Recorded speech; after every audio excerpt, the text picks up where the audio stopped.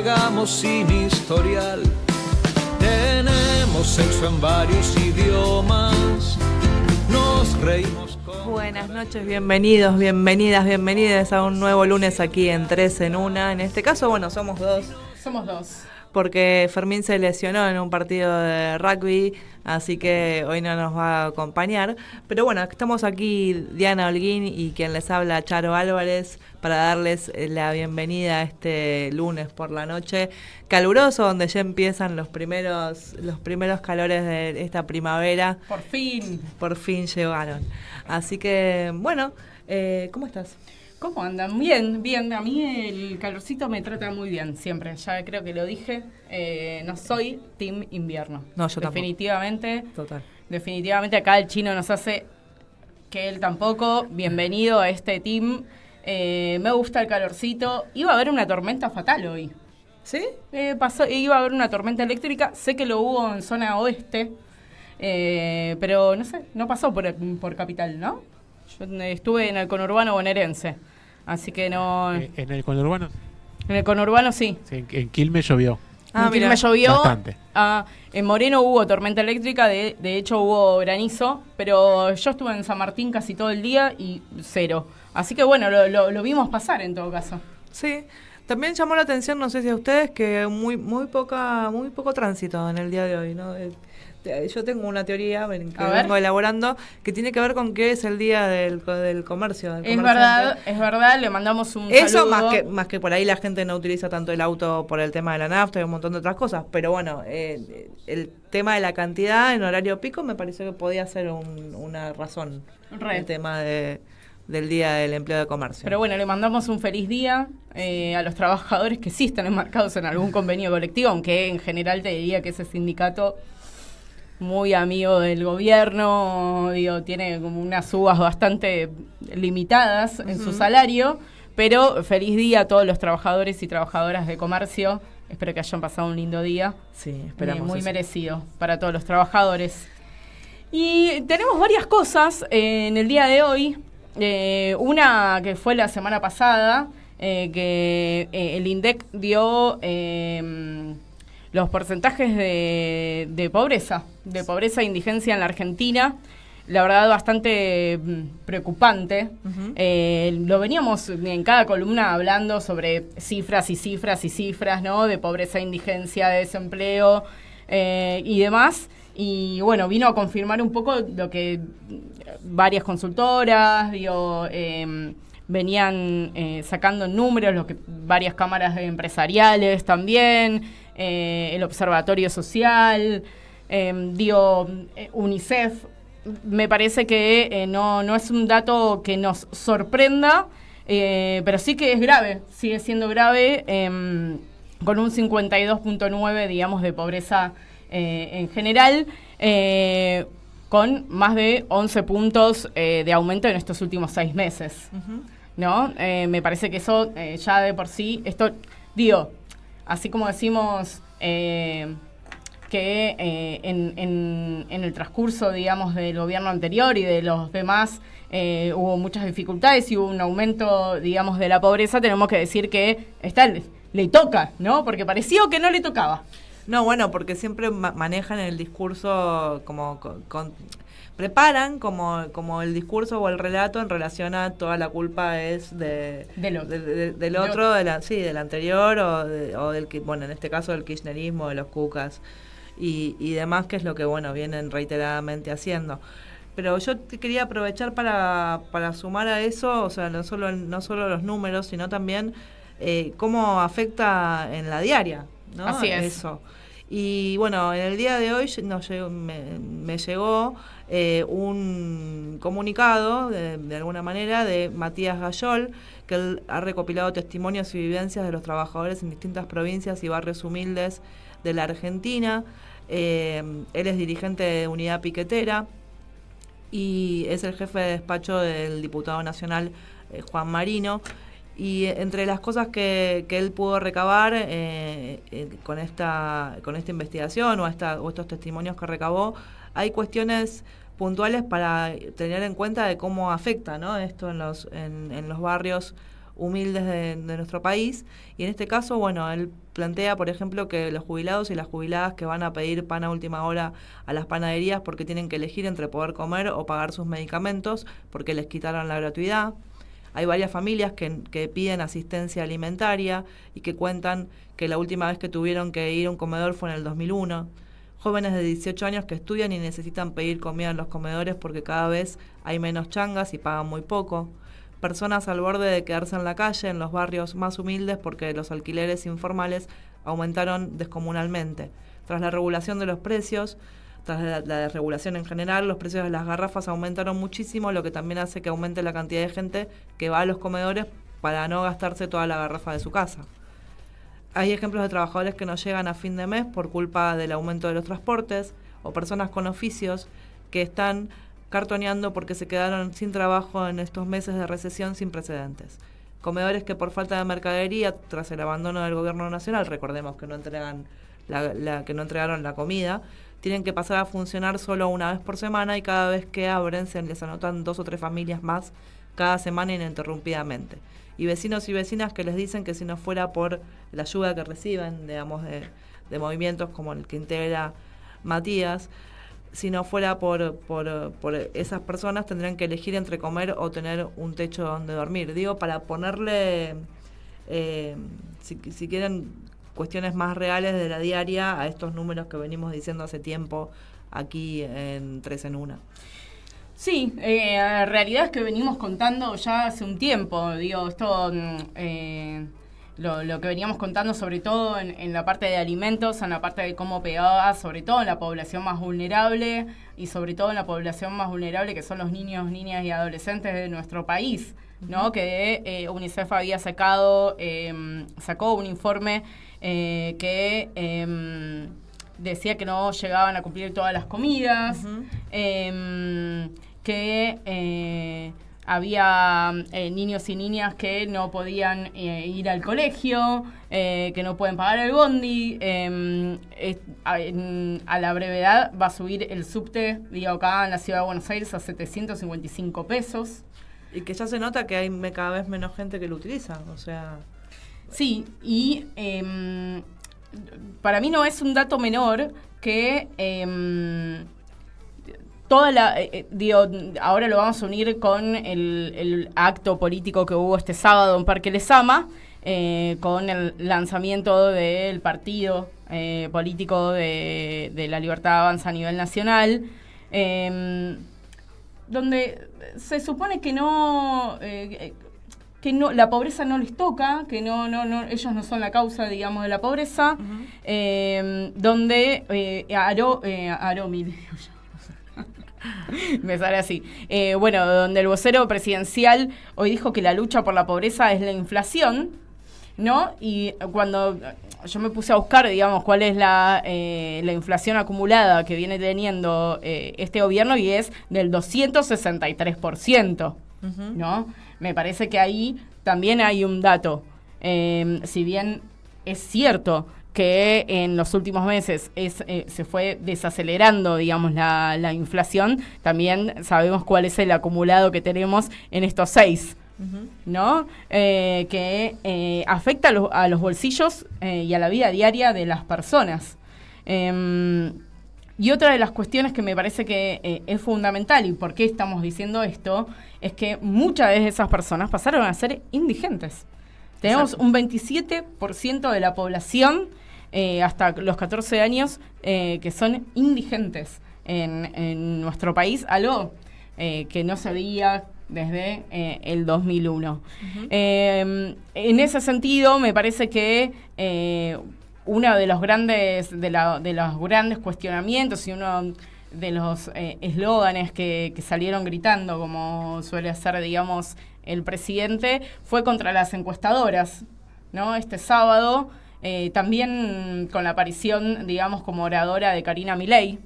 Digo esto públicamente, ella nunca tuvo una entrevista, digamos, pública, ni siquiera a los periodistas supuestamente no ensobrados, amigos que visitan asiduamente los domingos a escuchar ópera con el presidente.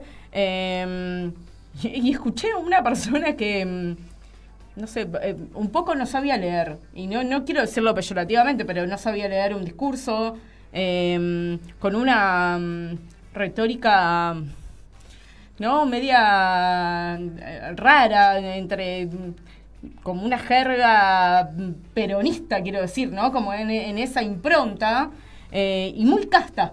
A diferencia de... hoy leyendo, digamos, la editorial de Fidanza, me reí bastante. Quiero decir que en general la leo porque me parece muy buena. No porque coincida en todo, pero digo, me pareció muy atirada. Con esto de micros, ¿no? Todo esto, a nosotros no nos sorprende ni nos hace ruido, porque a nosotros nos gusta alquilar micros y que se llene de gente, y que gente que no puede acercarse, digamos, a algún lugar, lo festejamos, no nos parece algo escandaloso, pero sí le parecía escandaloso, digamos, a este gobierno, en un parque Lezama que tiene 10.000, ¿no? Es un anfiteatro chiquito. Y con esta impronta que me parece muy copiada del kirchnerismo, diría yo, en términos comunicacionales, un poco eso. Bueno, se plantea también esta cuestión que es como el primer evento donde estarían intentando ver para una posible presidenciable, y en este caso lo que sería una supuesta reelección, que sea Milei, esa fórmula. Más allá de eso, la sensación, o sea, por lo menos que tengo entre estos datos y después, bueno, la foto también que fue un tema del fin de semana, la foto de Susana con Milei, con su ley, como le digo yo, en la Casa Rosada. Al mismo tiempo que se estaba dando, el INDEC publica el 52.9 de pobreza, sí, y al mismo tiempo Milei sacándose una foto con Susana en el palco, digamos, de la Casa Rosada, una cosa que para mí cayó muy mal en general. Eso, sumado al asado post-veto de las jubilaciones, hay un montón de cosas que vienen cayendo mal, entiendo yo, sobre todo porque contrastan mucho con esta realidad que estamos planteando, que es lo que nos pasa le pasa a todo el mundo en la diaria. Ahora, en la medida, para mí por lo menos, en que esto siga produciéndose de esta manera, y es como que quienes están en este momento en el gobierno tengan o sea, por lo menos un contacto con la realidad, con una realidad que no es la que la gente de a pie vive en su diaria. La sensación mía es que esto va a ir decreyendo la aceptación o el acompañamiento, como de hecho también lo demuestran las encuestadoras, que creo que también eso es lo que molesta, digamos, en realidad. Más allá de eso, que será otro capítulo para charlar en otro momento seguramente, a mí me sigue preocupando qué es lo que estamos generando desde la vereda de enfrente. O por lo menos desde el espacio nacional y popular, para ser una opción clara para las próximas elecciones o para lo que pueda ser un próximo gobierno. Pero me parece que en la medida en que sigan en esta cuestión totalmente desacoplada, digamos, de la realidad, no hace más que justamente seguir sumando para que siga bajando ese acompañamiento. Pero hay algo importante que vamos a profundizar ahora en un rato, que tiene que ver con las universidades, con la educación, con el financiamiento, y bueno, la elección de lo que va a ocurrir en la marcha tiene que ver justamente con que hay un anuncio de que se va a vetar cualquier tipo de ley que tenga que ver con modificar el déficit cero, sí, que ese es el argumento, y es por eso que vamos a hablar con alguien que representa, digamos, a una universidad, para poder saber un poco más profundamente de qué se trata el reclamo y cuál es la situación que están pasando.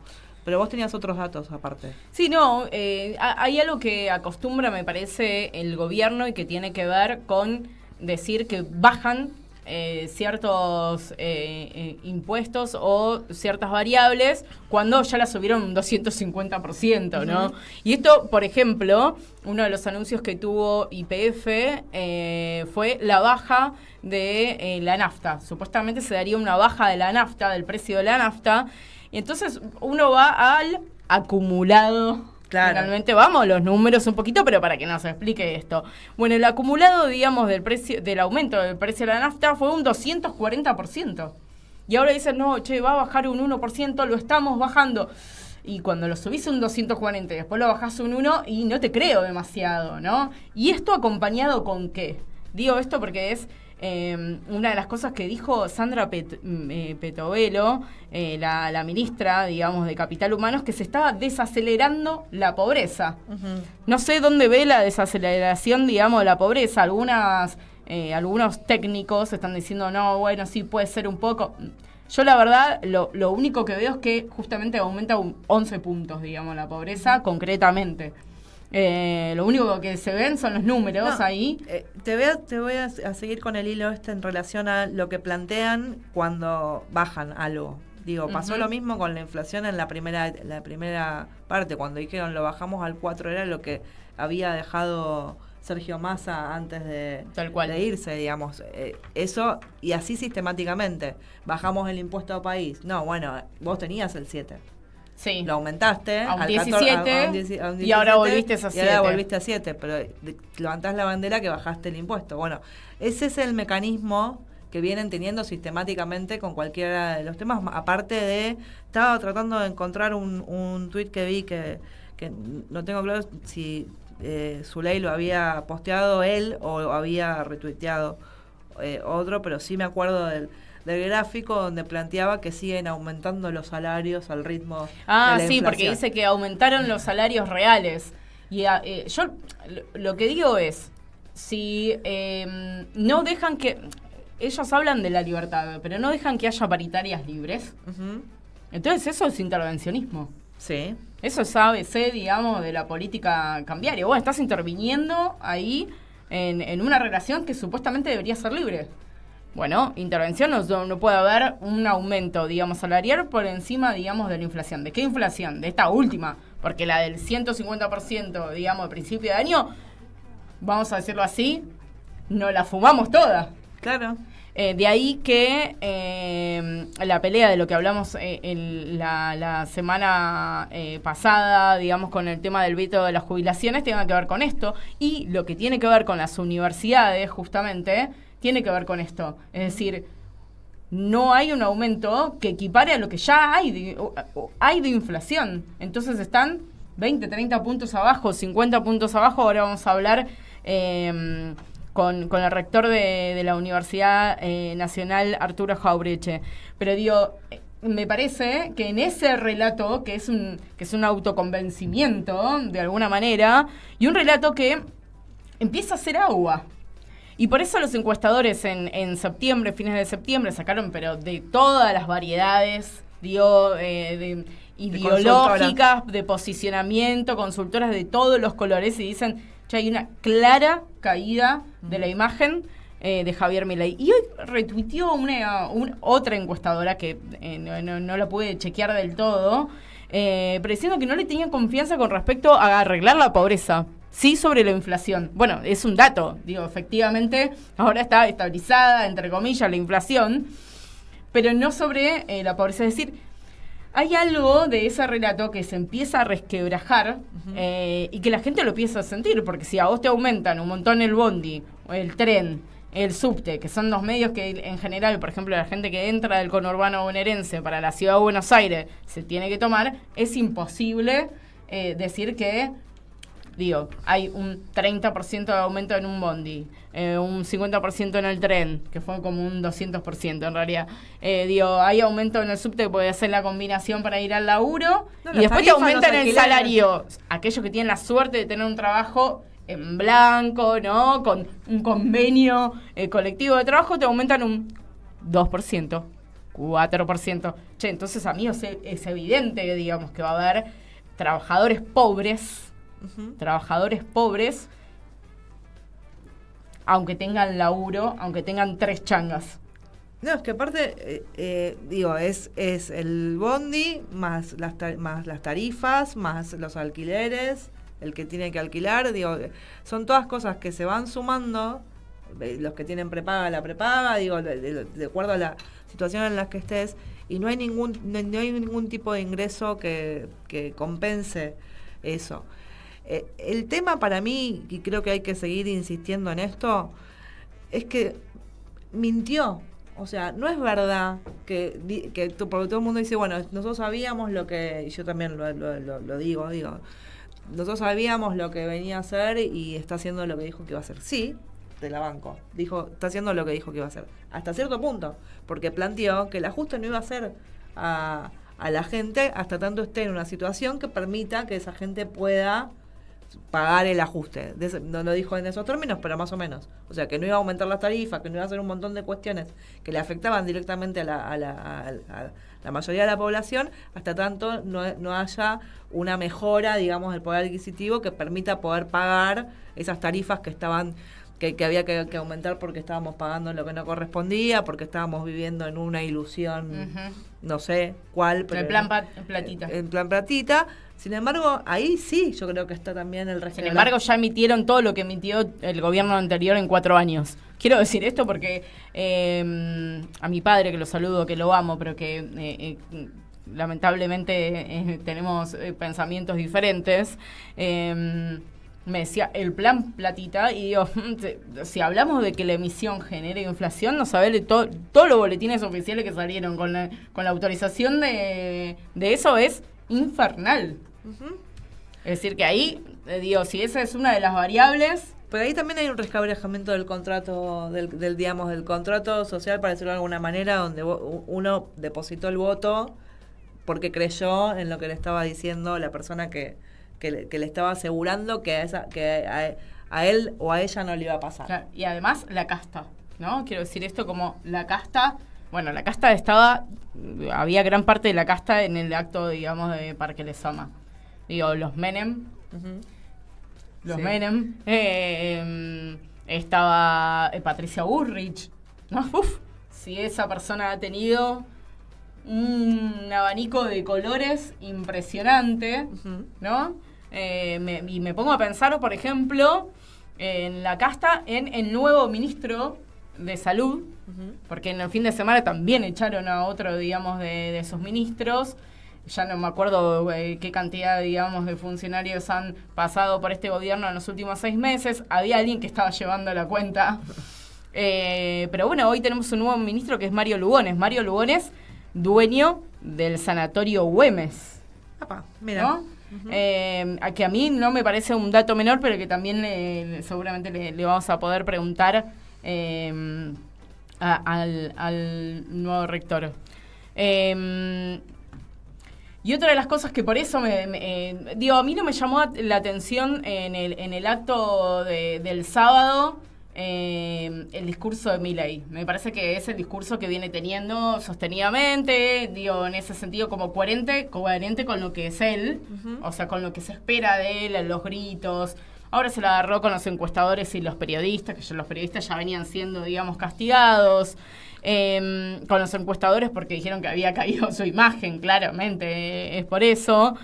Ahora seguramente va a haber encuestadores del bien y encuestadores del mal.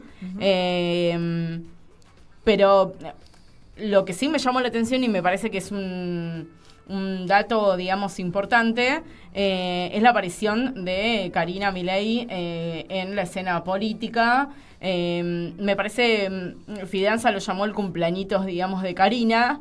Me pareció interesante. En vistas de cómo está creando, digamos, la organización y el organigrama político del partido de acá a las elecciones del año que viene, y en donde la apuesta es un poco más cercana, digo, que Milei, digamos, en el 2027, sino que sea candidata por la provincia de Buenos Aires el año que viene. Me pareció, bueno, digo, una oradora que dejó mucho que desear en términos de comunicación, y que no dijo otra cosa más que lo que viene diciendo La Libertad Avanza en ese sentido. Tenemos ya conectado en conexión con nosotras aquí en Tres en Una a Arnaldo Medina, rector de la Universidad Nacional Arturo Jaureche y vicepresidente de la Asociación Argentina de Salud Pública. Bienvenido, muchas gracias por estar aquí conectado con nosotras. Quien te habla es Charo Álvarez y estoy aquí con Diana Holguín. Buenas noches. Buenas noches. Hola, buenas noches. ¿Qué tal, Charo y Diana? Un gusto. Un gusto, muchas gracias por atendernos un lunes a la noche. Imagino que habrá sido una jornada intensa por lo que se viene, ¿no? Por la marcha universitaria en la cual estamos todos y todas citadas el próximo miércoles por la tarde. Sí, bueno, la verdad que no es lo que tenemos ganas de hacer, ¿no? Tener que marchar porque tenemos muchas actividades en nuestras casas de estudio, siempre tenemos mucho trabajo. La universidad es un lugar donde pasan muchísimas cosas, ¿no? Sí. Pero bueno, tenemos que, tuvimos que tomar esta medida, los rectores, las rectoras, apoyar la convocatoria que oportunamente hicieron gremios, docentes, no docentes, la Federación Universitaria Argentina, y el Consejo Interuniversitario Nacional ha convocado también a esta marcha, que tiene un apoyo unánime en todas las comunidades universitarias, ¿no? Es decir, prácticamente no, todas las universidades nacionales han ratificado esta medida del Consejo de Rectores a través de los consejos superiores, y en nuestras comunidades académicas existe un consenso muy grande de la necesidad de manifestarnos y, bueno, de pedir apoyo a la población en general, agradecer, por supuesto, el apoyo que tuvimos el 23 de abril con aquella marcha masiva y tener que salir de vuelta a reclamar por lo que es un enorme ajuste sí. en lo que nosotros sostenemos que es el futuro de nuestro país, ¿no? Es decir, no se puede salir de la situación en que está en el país, o no se puede tener posibilidades de desarrollo si no se invierte en la educación pública, en la ciencia y en la tecnología.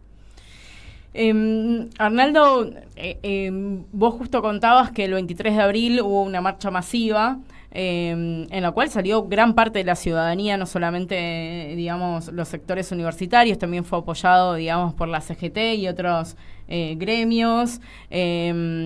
Hubo una marcha que se sintió en la ciudadanía, ¿no? Que se sintió propia.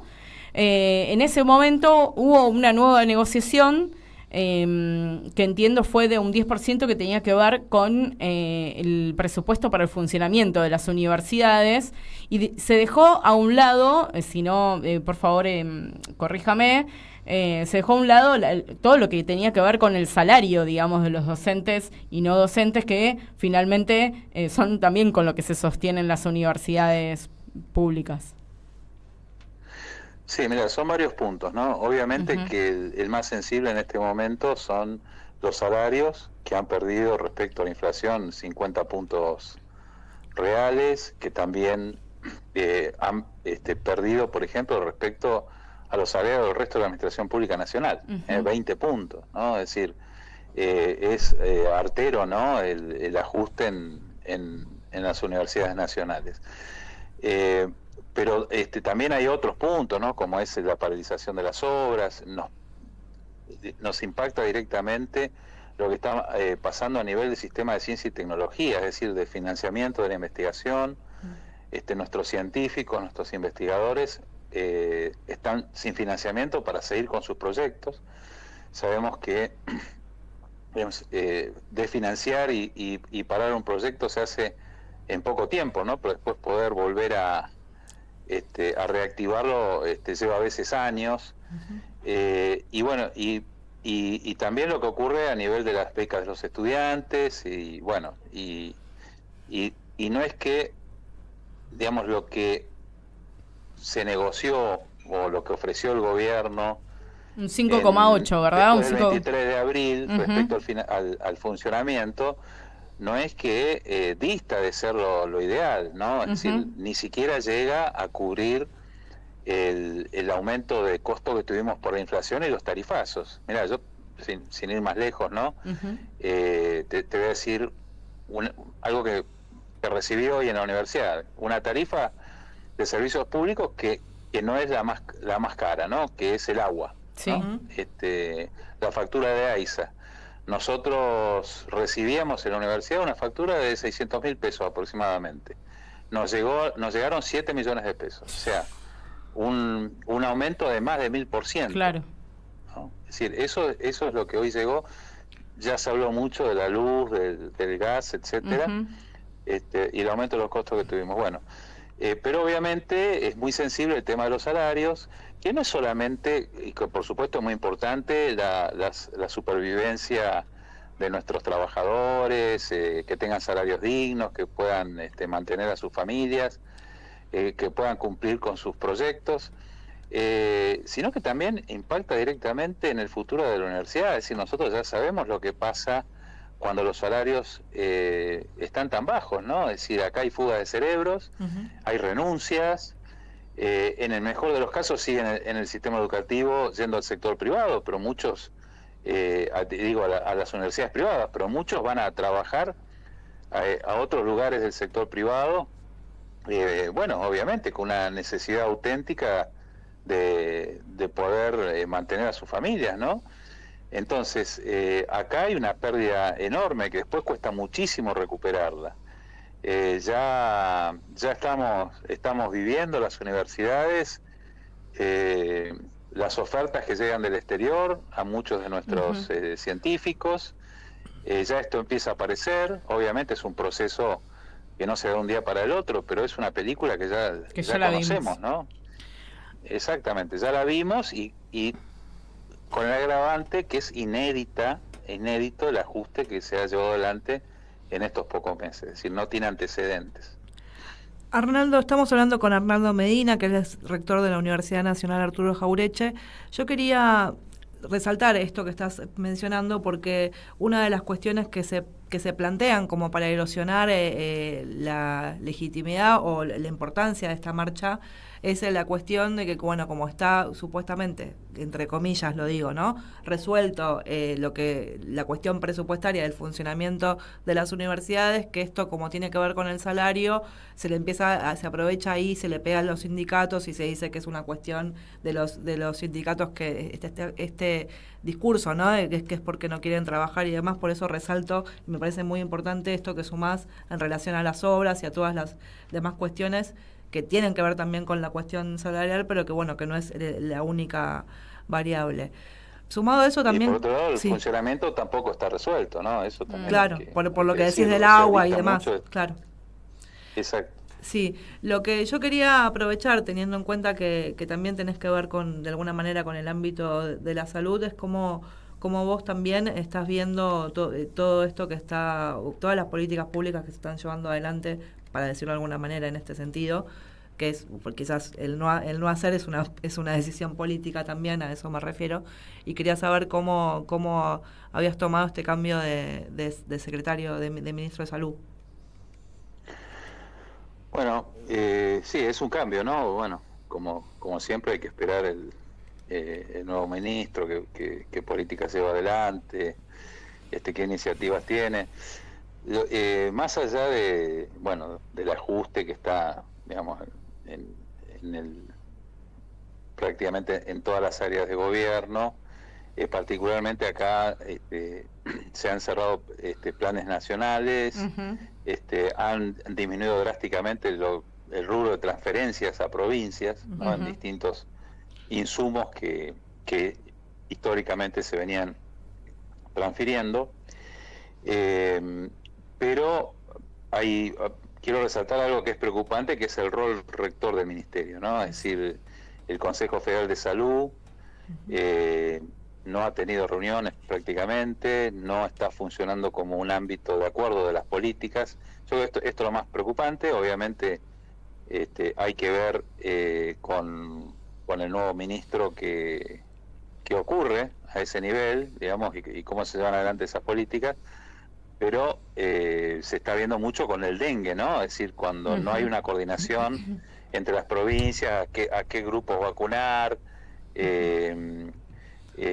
No hay una coordinación de cómo llevar adelante las campañas, es decir, que cada uno hace según lo cree o lo considera conveniente, y lo que es peor, que a veces se logran algunos acuerdos, pero sin la presencia del Estado Nacional. Bueno, esto realmente es algo que merecería corregirse lo antes posible. Arnaldo, bueno, hoy justamente hubo un cambio, digamos, de ministro.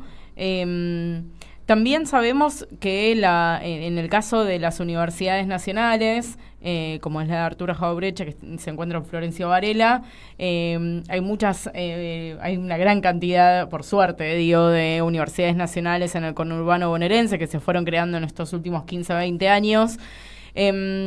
También, ¿cuál es la relación que vienen teniendo, digamos, con la provincia de Buenos Aires? Sé que en esta última semana hubo varios anuncios de parte del gobernador Kicillof, del ministro de Obras Públicas, Gabriel Catopodis, con respecto a finalizar algunas obras que quedaron truncas o que quedaron a mitad o un porcentaje, digamos, de esas obras. ¿Ustedes tienen una relación, un vínculo, digamos, fuerte con respecto a esto? Mira, en general, lo que se está dando en la provincia de Buenos Aires con el actual gobierno de la provincia es mucho vínculo por parte de las universidades, cuestión que, hay que decir la verdad, no ocurrió con anterioridad en otros gobiernos. Esto te lo puedo decir yo en representación de las 19 universidades nacionales, más allá que no me puedo arrogar esa representación, ¿no? Pero yo creo que todas las rectoras y rectores van a plantear lo mismo, y se da en varios aspectos, pero prácticamente con todas las áreas de gobierno, ¿no? Por ejemplo, no sé, con el área de producción, tenemos convocatorias de la provincia de Buenos Aires para la vinculación tecnológica con empresas, tenemos trabajo con el área de salud, con el área de educación, con todas las áreas. A ver, yo te voy a dar así ejemplos concretos de nuestra universidad. Trabajamos con el Ministerio de Gobierno en el programa Puentes, que financia llegar con propuestas de educación superior a las ciudades o a los pueblos más alejados de los centros universitarios. Nosotros estamos hoy en 15 ciudades del interior de la provincia de Buenos Aires, con más o menos unas 12 propuestas educativas distintas, ¿no? Sí. Esto está financiado por la provincia de Buenos Aires. Después estamos trabajando con el Ministerio de Educación en un convenio por un colegio universitario que la obra no se pudo terminar en el gobierno anterior, que está en un 70%, que lo va a terminar el gobierno de la provincia de Buenos Aires, y se va a hacer una experiencia piloto en conjunto con el Ministerio de Agricultura. Estamos trabajando en una chacra modelo que tenemos en conjunto con la Municipalidad de Berazategui, que se va a inaugurar obras y comienzo de trabajos el lunes de la semana próxima. Con el Ministerio de Justicia estamos trabajando, también con la Suprema Corte de Justicia de la Provincia de Buenos Aires, en un laboratorio de ciencias forenses. Mira qué interesante.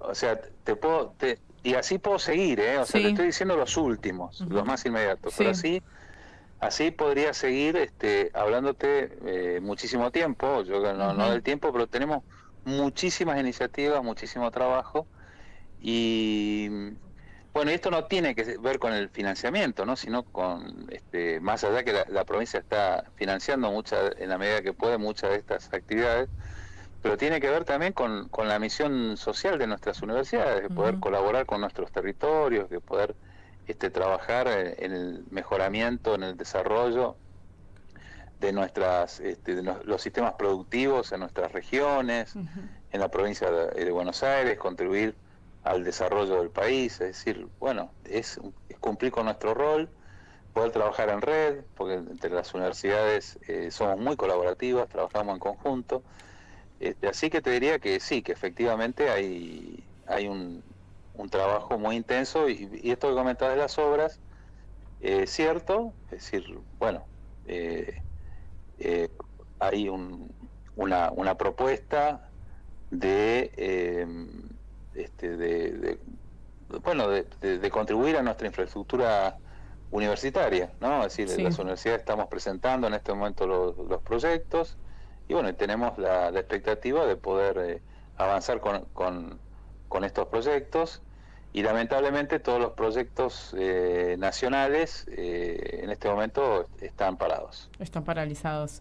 ¿Y cuál- Sí, sí, sí. ¿Y cuáles eran algunos, si podés mencionar algunos de estos proyectos que fueron frenados, como también para poner un ejemplo concreto? ¿Puedo decir algo, Arnaldo? ¿Puede ser un centro de desarrollo Sí. infantil? Bueno, un centro de desarrollo infantil con el Ministerio de, actualmente Capital Humano, que Ujú. viene con financiamiento del BID, Exacto. proyecto que fue aprobado y que fue Ujú. licitado y que no inició. Digamos, esto era Sí. un centro de desarrollo infantil en el predio de nuestra universidad, como un centro de cuidado Ujú. para hijas de nuestros trabajadores y fundamentalmente de estudiantes de la universidad. Sí. Después 1.700 metros cuadrados de laboratorios, en gran parte para relocalizar laboratorios que hoy tenemos y para el desarrollo de nuevos laboratorios, que fue paralizado en un 12%. Después tenemos el colegio secundario, que está aproximadamente en un 70% paralizado. Tenemos aulas, tanto en una sede en Berazategui como en nuestra sede central, que fueron paralizadas las dos obras. Una ya estaba licitada, tenía apertura de sobres, se fue postergando la fecha, la sede de Berazategui, y se nos comunicó que se paralizaba definitivamente. Y después una obra muy grande, la más grande, que es una donación que tenemos del Mercosur, que es la obra más grande de la universidad, son 8.000 metros cuadrados, es una donación de 10 millones de dólares, pero que la contraparte nacional, es decir, los impuestos, Sí. ninguna donación multilateral ni ningún crédito multilateral se hace cargo de los impuestos del país, Ujú. que es aproximadamente entre un 25 y un 30%, era de financiamiento nacional. Bueno, eso se ha retirado del financiamiento nacional, así que estamos, estamos ya en condiciones de perder la donación, Claro. de perderla definitivamente. Está construido en un 12% esa obra. Es una pena, ya se Sí. había paralizado en el gobierno de Mauricio Macri. Se perdió la donación, la pudimos recuperar, ¿no? Después de arduos trámites, y bueno, y ahora estamos al borde de perderla nuevamente. Obviamente es muy difícil para la universidad poder hacerse cargo de ese financiamiento, ¿no? Que son impuestos que después vuelven al fisco, pero que hay que financiarlos, ¿no? Y te hago una pregunta, Arnaldo. ¿Cuál es el Sí. argumento, por ejemplo, en el caso de este centro que hablaban infantil, que tiene un financiamiento del Ninguno. BID, que es un organismo internacional? O sea, porque hay una Ninguno. hay un No, compromiso del Estado. Sí, también Tiene las varios, aulas es de la... No, claro, las aulas desde la Comisión Andina de Fomento, también es internacional, claro. y te estaba comentando también una donación del Mercosur. No Claro. tenemos ningún No hay ningún fundamento, nada, ningún replanteo, ninguna posibilidad de consideración. No hemos sido llamados a una reunión, nadie nos vino a hablar, ni nos dijo nada, nadie nos recibió para decirnos por qué esto era así. Última, para no robarte tanto tiempo, pero te agradecemos un montón.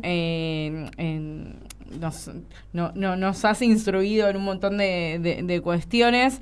Uno de los argumentos que estuvieron dando vuelta estos últimos días tuvo que ver con que inventan alumnos. Y a mí hay una de las cosas que más me enorgullece, digamos, de las universidades nacionales y sobre todo las del conurbano, tengo que decirlo porque soy de zona sur también, es que más del 90, vos seguramente me dirás con mayor precisión, el 90% de los alumnos que cursan allí son de Florencio Varela o de aledaños y son primeros universitarios en sus familias. Sí, es un número que va bajando de a poco, ¿no? Nosotros tuvimos más del 90%. Los primeros años, nuestra universidad va a cumplir 15 años ahora de creación, ahora en el mes de diciembre. Después ese número ha ido bajando por distintas razones. Una de las razones es que muchos alumnos, sus padres ya se recibieron en la universidad o estudiaron en la universidad. La otra de las razones es que en un primer momento muchos hijos de profesionales, clase media, ¿no? Tenían desconfianza con la universidad, cierto prejuicio a veces, también hay que decirlo, y en este momento ya es primera elección la universidad en todos los grupos sociales, por eso no es una universidad solamente para primera generación de trabajadores de estudiantes universitarios, sino que una universidad que contiene también a los que son segunda, tercera, cuarta o quinta generación, ¿no? Es decir, hoy la universidad es primera elección, pero sí, si bien está por debajo del 90%, sigue siendo muy alto, por encima del 80%, ¿no? Es decir, tenemos primera generación mayoritariamente, ¿no? De estudiantes universitarios. Y respecto a, ¿quiénes estudian, ¿no? La transparencia de... primero es llamativo, digamos, que esto se hace en una declaración que supuestamente viene de un estudio y que no se nos comunicó a ningún rector por nota que había una irregularidad o que había algún problema, ¿no? Justo viene días antes de la marcha. Pero por otro lado, lo que hay que aclarar es que el sistema es muy transparente, es decir, los alumnos que tenemos anotados están por nombre, apellido, DNI, es decir, son personas. Más, tenemos también en el sistema sus domicilios, tenemos digamos todos los datos para ubicar a las personas. Es decir, se les puede preguntar. Ahora, a ver, vamos a aclarar un poco, porque si no también, de acuerdo a cómo cómo se interprete o se presente, ¿no? Un determinado dato, puede tener buena o mala intención. Acá el tema es que nosotros lo que podemos dar cuenta son de los estudiantes que son regulares, es decir, se inscribe un joven en la universidad, ingresa y queda como estudiante regular.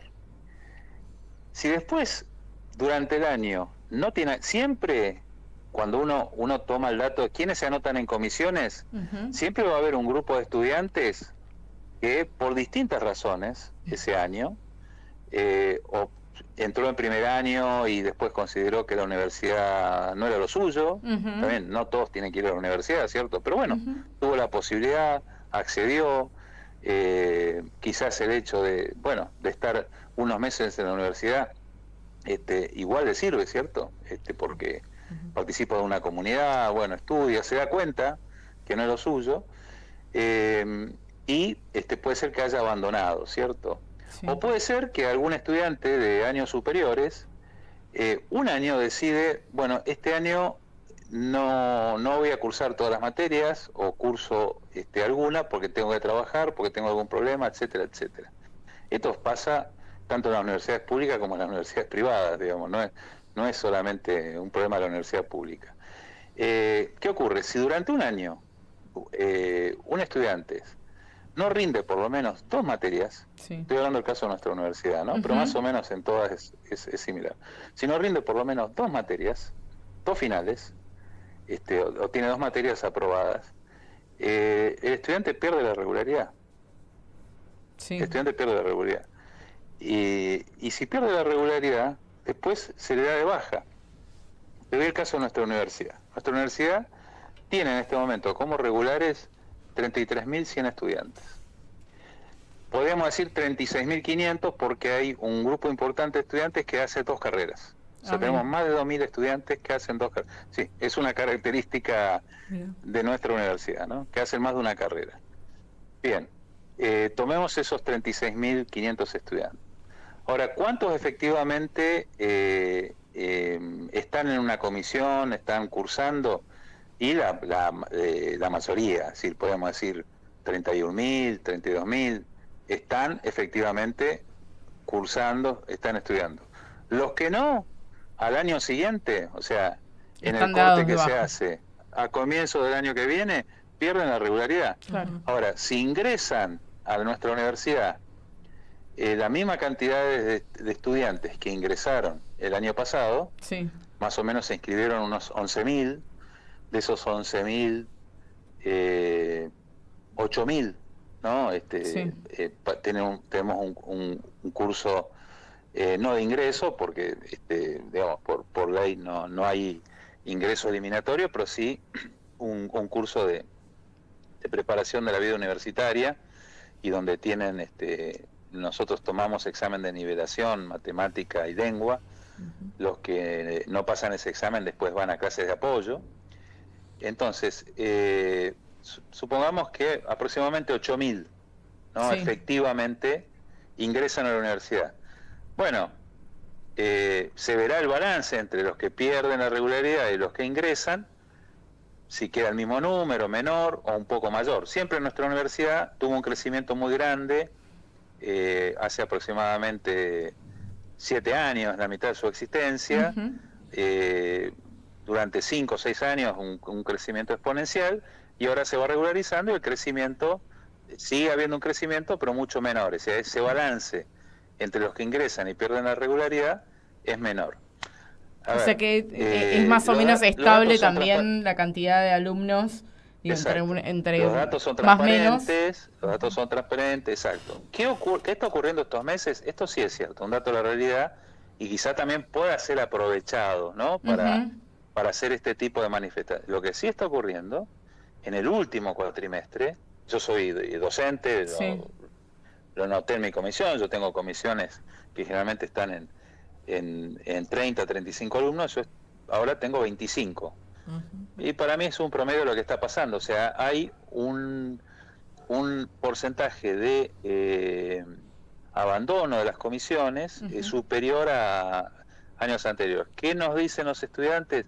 Le cuesta venir a la universidad, le está costando el transporte, algunos, el 40% de nuestros estudiantes trabaja, algunos tienen que, buscar trabajo, tomar changas, por la situación tienen económica, problemas familiares, por la situación. Sí, nos están diciendo eso, sí. Yo, o sea, no tengo una encuesta para decirlo, te digo una sensación, y los números sí, lo que nos están reflejando. Obviamente que es muy difícil tener el número, la foto del día. Después vamos a tener un balance del final del cuatrimestre y lo vamos a poder comparar con cuatrimestres anteriores. Claro. Pero pareciera que hay un abandono de las comisiones, o quizás estudiantes que deciden, tenía que cursar 4 materias, no, voy a cursar 2 o voy a cursar una, y me voy a tomar tiempo para hacer otras cosas. Es decir, las trayectorias estudiantiles son particulares de cada persona, variables, bueno. Es decir, ahora, los datos son muy transparentes, es decir, son con nombre, apellido de las personas, se cargan eso. Básicamente que fue manipulado, digamos, esto para hablar en contra, digamos, de las universidades. Y si hablamos de manipular, tendríamos que cargar datos de personas que efectivamente nunca se inscribieron a la universidad, porque son nominales, es decir, no es que se carga un número por cargar un número, sino que los datos son nominales, se sacan con los datos del DNI de las personas.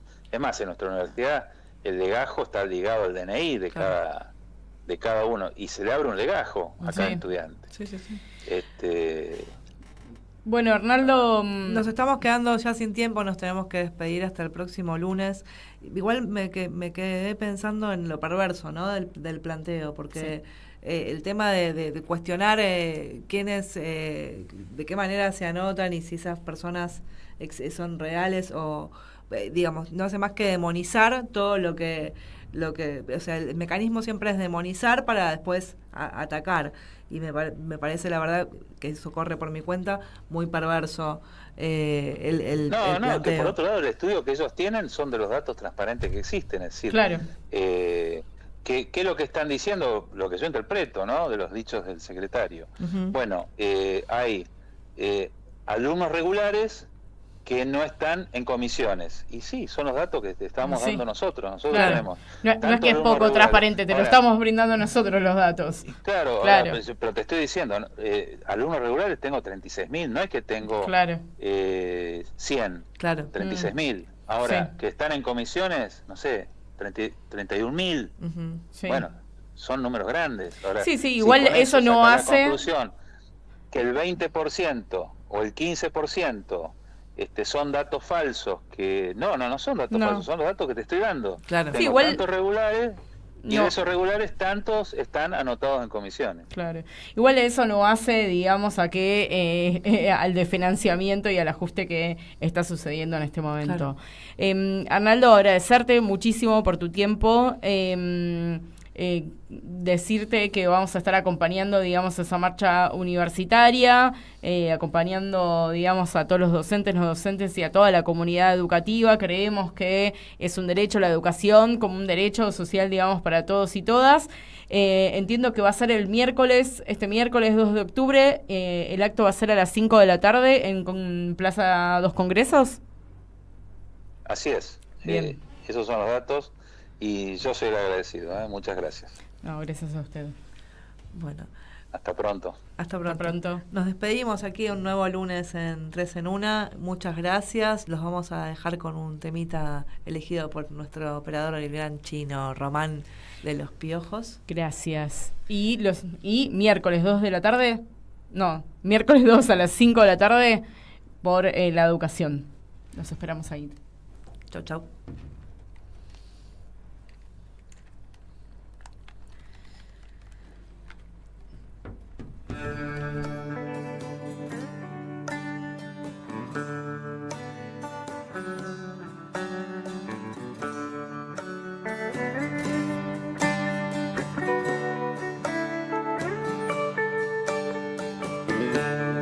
¿Qué voy a hacer con tanto cielo para mí? Voy a volar, yo soy un bicho de ciudad. ¿Qué voy a hacer? ¿Cuál es el camino a seguir? Voy a soñar con ese beso al regresar. Cierro los ojos, lo imagino